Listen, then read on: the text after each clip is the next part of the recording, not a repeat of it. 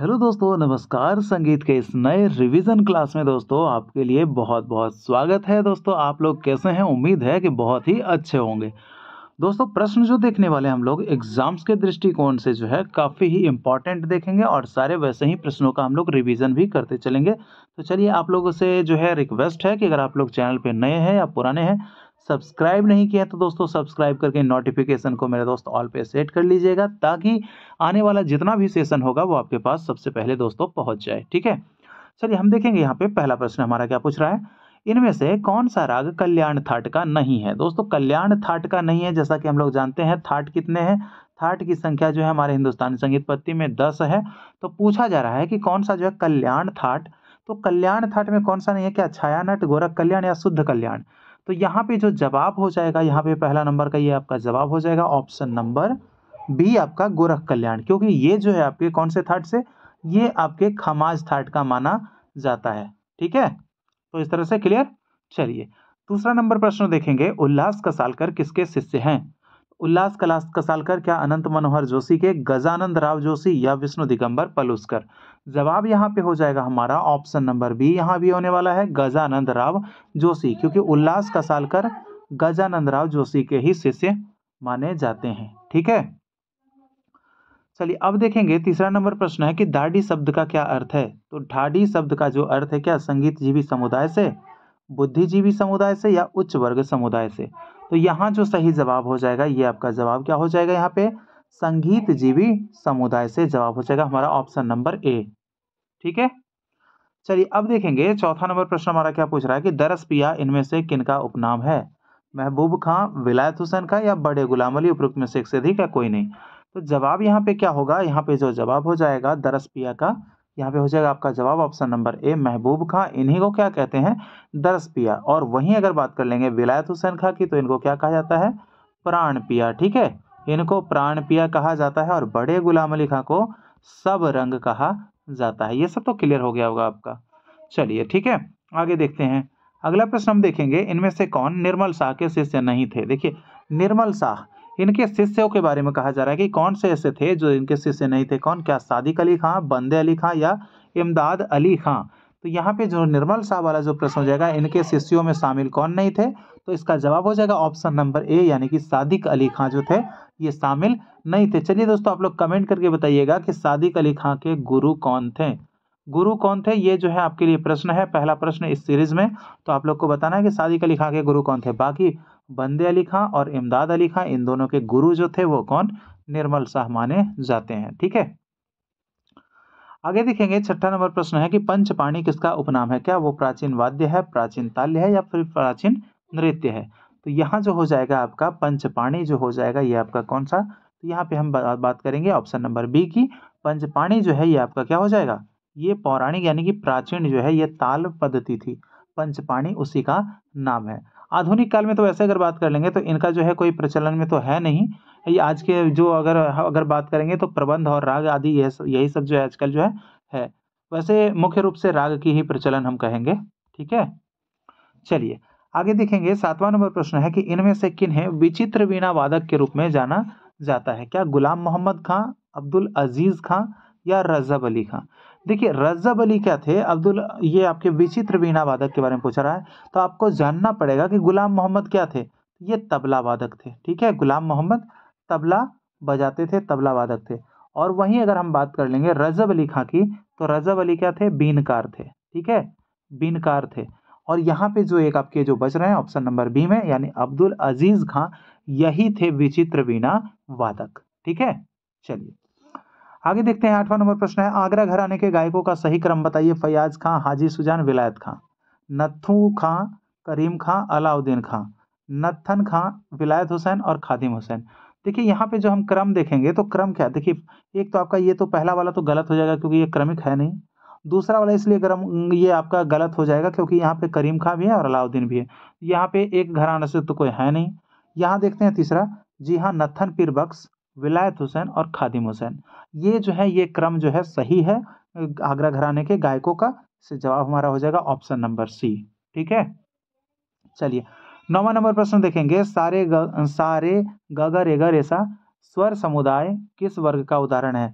देखिए वर्ण, हम बात करेंगे वर्ण के गान करने की क्रिया को वर्ण करते हैं, और वर्ण कितने प्रकार के? 4 प्रकार के होते हैं। तो उसी में से जो है आपका वर्ण, तो सा, रे, गा गा, रेसा, रेगा, रेसा, ये जो स्वर समुदाय है किसके अंतर्गत आएंगे? वर्ण के। क्या आरोही, अवरोही या फिर संचारी? तो हाँ, यहाँ पे क्या देखेंगे, यहाँ पे सब जो है आपको मिला जुला सा दिख रहा होगा। ठीक है, तो इसलिए जो हमारा जवाब हो जाएगा ऑप्शन नंबर सी, इसको क्या कहेंगे? संचारी वर्ण के अंतर्गत में रखेंगे। ठीक है, संचारी वर्ण। चलिए अब देखेंगे अगला प्रश्न हमारा है 10वां नंबर प्रश्न है, राग गौड़ मल्हार किस थाट का थाट से उत्पन्न राग है? तो गौड़ मल्हार की अगर बात करें तो इसका जो थाट हो जाएगा, ये आपका थाट हो जाएगा ऑप्शन नंबर बी, खमाज थाट से उत्पन्न राग माना जाता है गौड़ मल्हार। वहीं हम वादी संवादी की बात कर लें तो वादी संवादी इसके म और सा इसके हो जाते हैं वादी संवादी। वहीं जाति अगर पूछेगा तो इसकी जाति हो जाएगी संपूर्ण, और गायन समय अगर पूछे तो रात्रि का दूसरा पहर। ठीक है, ठीक है, ये चीज समझ पाए? खमाज का क्या हो गया? ये आपका मासा संपूर्ण और रात्रि का दूसरा पहर। चलिए आगे देख लेंगे अगला प्रश्न हमारा क्या है, इनमें से ब्याड़ लय कौन सा है? ब्याड़, आड़, कुआड़, ब्याड़, यानी 1.5 गुण 1.5, ये हो गया आपका आड़। कुआड़ सवा गुण यानी 1.25, और क्या होता है? कुआड़ और बियाड़ यानी कि 2.25 गुण 1.75। अब इसमें से क्या देखना है? यहाँ पे बियाड़, तो यहाँ आड़, कुआड़ और बियाड़। अब देखेंगे ऐसा वाला निकाल कर, तो 1.75 है, इसको क्या करेंगे? पॉइंट जब हटाएंगे तो नीचे में 1 पे 00 यानी 100 हो जाएगा। हम 25 से 4 बार इसको कट करते हैं। ठीक है, और यहाँ पे 7 बार कट करते हैं, तो आ गया ना? अगर याद नहीं हो तो याद निकल जाएगा। ये क्या हो जाएगा आपका? 7/4 हो जाएगा, इसलिए ऑप्शन नंबर सी आपका सही जवाब हो जाएगा। तो ये प्रकार है, नहीं भूलने वाली प्रकार है, जो मैंने अभी बताया मैथमेटिकल फॉर्म से। ठीक है, आगे देखेंगे 12वां नंबर प्रश्न है कि गुलू शब्द का संबंध किस वाद्य यंत्र से है? तो गुलू तबला, सितार, बांसुरी। देखिए तबला की अगर बात करेगा तो इसमें आपका क्या हो जाता है? गट्टा, इसमें 8 गट्टे होते हैं, 2 भाग होता है, एक बायां और दूसरा दायां। तो बाएं को क्या कहते हैं? डग्गा कहते हैं। ये सब चीज तो याद ही है। चलिए यहाँ पे हम सितार देखेंगे, इसमें मुख्य कितने? 7 तार माने जाते हैं। बांसुरी जो है सुशीर वाद्य के अंतर्गत आता है। तो यहाँ पे गुल्लू जो है किसमें लगा रहता है? क्या तबला में, सितार में या बांसुरी में? जवाब हो जाएगा यहाँ पे आपका ऑप्शन नंबर बी, सितार। ठीक है, गुल्लू किसको कहते हैं? यहाँ पे जो आपका ये जो होता है, ये आपका ये डांड है, डांड। ठीक है, डांड है ना, और यहाँ पे ये वाला जो भाग है यही गुल्लू कहलाता है, ये वाला भाग। ठीक है, ये भाग, तो इसी को कहते हैं।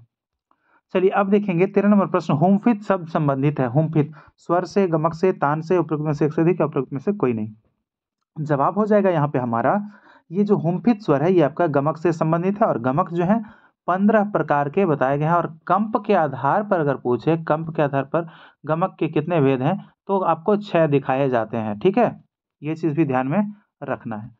आगे देखेंगे 14 नंबर प्रश्न है कि किस स्वर को अधोदर्शक स्वर के नाम से जाना जाता है? बहुत ही इंपॉर्टेंट, जो कि प्राचीन काल का मुख्य यानी कि आधार स्वर माना जाता था, उसी को अधोदर्शक स्वर माना जाता है। तो यहाँ पे कौन था? आधार स्वर। म थे, मध्यम को अविनाशी, अविलोपी स्वर माना गया है, भरत जी ने ऐसा इसको कहा है। ठीक है, चलिए आगे देखेंगे, इनमें से कौन सा पुस्तक पंडित रविशंकर जी के द्वारा लिखा गया है? The universal history of music, my music my life, भारतीय संगीत वाद्य। देखिए यहाँ पे जो इसका सही जवाब हो जाएगा ऑप्शन नंबर बी हो जाएगा, माई म्यूजिक माई लाइफ। इस पुस्तक के जो लेखक हैं पंडित रविशंकर जी हैं। The universal history of music, इसके लेखक कौन है? तो सर सौरेंद्र मोहन टैगोर जी को इसका लेखक माना जाता है। ठीक है, चलिए आगे देखेंगे अगला प्रश्न हमारा क्या पूछ रहा है, इनमें से कौन आश्रय राग है? भैरवी, आसावरी, तोड़ी। देखिए इसमें आश्रय राग की अगर हम बात कर लेंगे तो यहाँ पे उपयुक्त में से एक से अधिक हो जाएगा, क्योंकि भैरवी भी है, आसावरी भी है और तोड़ी भी है। इन तीनों रागों, ये तीनों जो है आपके कैसे राग हैं? आश्रय राग है। और आश्रय राग किसे कहते हैं? जो अपने थाट के नाम से जो उत्पन्न राग होता है उसे आश्रय राग कहते हैं। ठीक है, जैसे भैरवी, भैरवी में कोमल स्वर, भैरवी में क्या लगते हैं? तो भैरवी में आपका आपका क्या लगता है? रे, रे, ग, ध और नी, सभी कोमल लगते हैं। आसावरी में क्या लगते हैं? ग, ध, नी कोमल प्रयोग होते हैं। और तोड़ी में क्या होता है? रे, ग, म और ध, यानी कि रे कोमल, ग कोमल और म तीव्र और ध कोमल। इतना ये आपके स्वर तोड़ी में प्रयोग किए जाते हैं। ठीक है, आगे देखेंगे 17 नंबर प्रश्न है कि चतुस्र जाति की त्रिपुट ताल में कितनी मात्राएं होती है? 7, 8, 12। तो चतुस्र जाति की त्रिपुट ताल में जो मात्राओं की संख्या होती है वो कितनी? 8 हो जाती है। इसका जवाब हो जाएगा ऑप्शन नंबर बी। आगे देखिए अगला प्रश्न है 18 नंबर, निम्न कथनों में से कौन सा कथन सही नहीं है? तो सही नहीं है, भारतीय संगीत में श्रुतियों को हंगाम कहा जाता है। जी नहीं, क्योंकि ये आपके ईरानी संगीत में कहा जाता है, ये तो सही नहीं है। ईरानी संगीत में श्रुतियों की संख्या 22 है। नहीं, यहाँ पे ये भी गलत है क्योंकि वहाँ पे संख्या कितनी है? 24 है। अमीर खुसरो के गुरु तानसेन थे। नहीं भाई, दोनों का तो कोई मेल ही नहीं है, इसलिए ये भी आपका गलत है। तो कौन सा कथन सही नहीं है? तो तीनों का तीनों गलत है, कोई भी सही नहीं है। इसलिए जवाब हमारा हो जाएगा उपयुक्त में से एक से अधिक, यानी कि गलत वाला का संख्या जो है सही एक भी नहीं है, गलत है सब, यानी एक से अधिक जो है क्या है? गलत है। ठीक है, चलिए आगे देखेंगे। अगला प्रश्न हमारा क्या है? इनमें से किस जाति में प्रबंध के 6 अंग का होना अनिवार्य है? क्या मेदिनी जाति, दीपनी जाति या भावनी जाति? तो यहाँ जो हो जाएगा आपका सही जवाब हो जाएगा प्रबंध के। जैसे कि आप लोग जानते हैं कि इसमें क्या होता है? स्वर, विरुद्ध, पद, तिनक, पाठ और ताल, ये सब जो होता है, तो इसके 6 अंग जो होना अनिवार्य है वो किसमें होता है? तो ये आपका श्रुति के, ये आपके सॉरी प्रबंध के अंग होना, जो 6 अंग जो होते हैं ये मेदिनी जाति में होना अनिवार्य है। अगर वहीं पूछता कि 6 अंग यानी 4 अंग होना किसमें अनिवार्य है? तो 4 अंग होना दीपनी में हो जाता, और 3 अंग किसमें? तो भावनी में हो जाता। प्रबंध के 3 अंग किसमें होंगे? दीपनी में। 4 अंग होंगे दीपनी में, और प्रबंध के 3 अंग होंगे भाविनी में, और प्रबंध के 6 अंग होंगे मेदिनी में। ठीक है, चलिए आगे देख लेंगे। 20 नंबर प्रश्न हमारा क्या पूछ रहा है? नंबर 20 यहाँ पे प्रश्न जो है इसकी पूछा जा रहा है कि साम संगीत में अलंकारिक प्रयोग के लिए किन पारिभाषिक शब्दों का प्रयोग किया जाता है? विनत, अत्युत्क्रम, भाविनी, किसका प्रयोग किया जाता है? तो यहाँ जो सही जवाब हो जाएगा, इसका जवाब क्या हो जाएगा आपका? इसका जो जवाब हो जाएगा, एक तो आपका विनत भी हो जाएगा और अत्युत्क्रम भी हो जाएगा। इसलिए जवाब हमारा उपयुक्त में से एक से अधिक, यानी कि विनत और अत्युत्क्रम, ये जो है क्या है? साम संगीत में अलंकारिक प्रयोग के लिए जो है ये सब, एक विनत और अतिक्रम जो है, ये पारिभाषिक शब्दों का प्रयोग किया जाता था। ठीक है, याद रखिएगा, काफी इंपॉर्टेंट है। आगे देखेंगे अगला प्रश्न है 21 नंबर, इनमें से किस विद्वान ने जन्य जनक व्यवस्था का उल्लेख नहीं किया है? नहीं किया है भाई, नहीं किया है तो कौन नहीं है? तो यहाँ पे क्या मतंग है, लोचन है, श्रीनिवास है। तो नहीं करने वाले जो है आपके ऑप्शन जवाब हो जाएगा ऑप्शन नंबर ए, यानी कि मतंग जी ने जन्य जनक व्यवस्था का जो है उल्लेख नहीं किया है। किया है कौन? तो लोचन भी किए हैं और श्रीनिवास जी भी किए हैं। ठीक है, चलिए अब देखेंगे 22 नंबर प्रश्न है कि भातखंडे के अनुसार आवाज की परिष्कार हेतु किन तत्वों का होना आवश्यक है?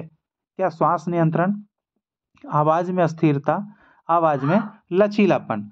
तो यहाँ जो हो जाएगा, यहाँ पे क्या, एक तो आपका श्वास नियंत्रण होना ही चाहिए। भातखंडे जी ने ऐसा बताया है कि आवाज की परिष्कार करनी है तो श्वास पे नियंत्रण करें, आवाज में स्थिरता रखें, आवाज में लचीलापन इन्होंने नहीं बताया है। तो किसका होना आवश्यक है? उपयुक्त में से एक से अधिक, यानी कि श्वास नियंत्रण और आवाज स्थिरता होनी चाहिए। ठीक है, जवाब हो गया हमारा ऑप्शन नंबर डी। आगे देखेंगे अगला प्रश्न है 23 नंबर का, किस राग में पंचम का प्रयोग नहीं होता है? क्या वो सोहनी है, सुहा है या बहार है? तो यहाँ जो जवाब हो जाएगा 23 नंबर का, इसमें हो जाएगा आपका सोहनी, क्योंकि यही सोहनी है जिसमें कि पंचम जो है इसका प्रयोग नहीं किया जाता है। बाकी सुहा में पंचम का प्रयोग करते हैं और बहार में भी पंचम का प्रयोग करते हैं। और ये सोहनी की अगर हम थाट की बात कर लें तो ये मारवा थाट के अंतर्गत माना जाता है। वादी संवादी क्या हो जाता है दोस्तों आप लोग जो है इसका जो है कमेंट कीजिएगा कमेंट बॉक्स में, क्योंकि मैं अभी हाल में ही करवाया हूँ कुछ दिन पहले, इसलिए आप लोग कमेंट कीजिएगा कि इसका वादी संवादी स्वर क्या है। और गायन समय इसका जो है प्रातः काल माना जाता है या रात्रि का अंतिम पहर के तौर पे भी माना इसको जाता है। ठीक है, चलिए अब देखेंगे यहाँ पे 24 नंबर प्रश्न कि भिन्न को चुनिए। तो भिन्न को देखिए जो चुनेंगे, यानी कि जो संख्या कम रहेगी, जो अपने समूह में ज्यादा रहेंगे उनको छोड़कर कम वाले को चुन लेना है। देखिए क्या रहमत खां है, रोशन आरा बेगम है, भीमसेन जोशी हैं। तो इसका जो जवाब हो जाएगा रहमत खां होंगे। वो कैसे? क्योंकि ये आपके ग्वालियर घराने के हैं। ठीक है, ग्वालियर के। और बाकी सब जो है ये आपके रोशन आरा बेगम और भीमसेन जोशी, ये आपके कहाँ हैं के हैं? किराना घराना के माने जाते हैं। तो इसीलिए जो भिन्न आपके हो गए कौन हो गए? रहमत खां हो गए। आगे देखेंगे अगला प्रश्न है 25 नंबर का कि लोचन के स्वर श्रुति स्थान के अनुसार कौन सा जोड़ा गलत है? क्या सा चौथी श्रुति पे है, प 16वीं श्रुति पे है, या फिर नी 22वीं श्रुति पे है? तो लोचन का जो है दोस्तों स्वर श्रुति स्थान की अगर हम बात करेंगे तो यहाँ पे जो हो जाएंगे आपका जवाब हो जाएगा ऑप्शन नंबर बी। यही गलत है क्योंकि ये जो है इन्होंने भी 17वीं श्रुति पे माना है, ठीक है, तो इसलिए ये 16वीं पे नहीं है, इसलिए ये आपका जो है गलत हो गया, तो इसलिए आंसर आपका ऑप्शन नंबर बी। आगे देखेंगे, अगला प्रश्न है कि बिहाग को बिहागड़ा से अलग करने वाले स्वर स्वर को बताएं। कौन सा स्वर, क्या मंद्र पंचम, तार मध्यम या कोमल निषाद? तो देखिए ऑप्शन के हिसाब से देखेंगे तो ये सब तो कोई बात है नहीं, ठीक है, एक तो ऐसे ही इसमें ये छट गया। अब देखना है ऑप्शन नंबर सी इसका सही जवाब है या नहीं। बिल्कुल सही जवाब, यानी कि कोमल निषाद जो है, कोमल निषाद ही बिहाग को बिहागड़ा से अलग करता है, कोमल निषाद, ठीक है। चलिए आगे देखेंगे, अगला प्रश्न 28 नंबर, संगीत रत्नाकर पर टीका इनमें से किसने लिखा है? क्या कल्लीनाथ, सिंह भोपाल या केशव? ये तो अब तक दोस्तों आप लोग को याद हो गया होगा क्योंकि काफी है बार हम इसको जो है बताए हैं, काफी बार हम इसको करवा दिए हैं, इसलिए कि ये आपके जुबान पर रहे। कभी हो सकता है किसी के बारे में भी दे दे, या तो कल्लीनाथ पूछे, भोपाल सिंह भोपाल पूछे या केशव पूछे, आपको एक बार में जवाब दे देना है, ठीक है। तो किसने लिखा, यहाँ पे हो जाएगा आंसर हमारा उपरोक्त में से एक से अधिक, क्योंकि कल्लीनाथ भी हैं, सिंह भोपाल भी हैं और केशव भी हैं, ठीक है। चलिए आगे देखेंगे, 29 नंबर का प्रश्न हमारा है, क्या पूछ रहा है कि राग विज्ञान के लेखक किनको माना जाता है? तो राग विज्ञान के अगर हम लेखक की हम बात करेंगे तो राग विज्ञान के जो लेखक माने जाते हैं वो किन्हें माना जाता है? तो ये माना जाता है आपके कौन हो गए, विनायक राव पटवर्धन, ठीक है, जी हाँ सही, विनायक राव पटवर्धन को राग विज्ञान का लेखक माना जाता है, ठीक है। आगे देखेंगे 30 नंबर प्रश्न है, हिंदुस्तानी राग आसावरी को कर्नाटक संगीत पद्धति में किस नाम से जानते हैं? तो आसावरी को अगर हम बात करें तो क्या नट भैरवी, शुद्ध सावेरी या फिर मोहनम? तो यहाँ पे हम देखेंगे शुद्ध सावेरी जो है किसको कहते हैं, ये आपका दुर्गा को कहते हैं। मोहनम किसको कहते हैं, भूपाली को कहते हैं। तो यहाँ जो आपका जवाब हो जाएगा ऑप्शन नंबर ए हो जाएगा, नट भैरवी। और नट भैरवी जो है किसको कहते हैं, ये आपके आसावरी को ही कहा जाता है कर्नाटक संगीत पद्धति में। तो ये थे दोस्तों हम लोग का जो है रिवीजन सीरीज। आज हम लोगों ने 30 प्रश्न जो है फटाफट देख लिया बहुत ही कम समय में। तो आप लोग को कमेंट करके बताना है कि प्रश्न आज के आप लोग को कैसे लगे, ठीक है। और हम आपसे अगले सेशन में मिलेंगे और ही महत्वपूर्ण प्रश्नों के साथ, जो कि आपके एग्जाम बेस्ड पे आधारित होगा, एग्जाम पैटर्न पे आधारित होगा दोस्तों। तो उसको लेकर हम आपसे मिलेंगे अगले सेशन में। तो जब तक के लिए हमें इजाजत दीजिएगा। जय हिंद, जय भारत।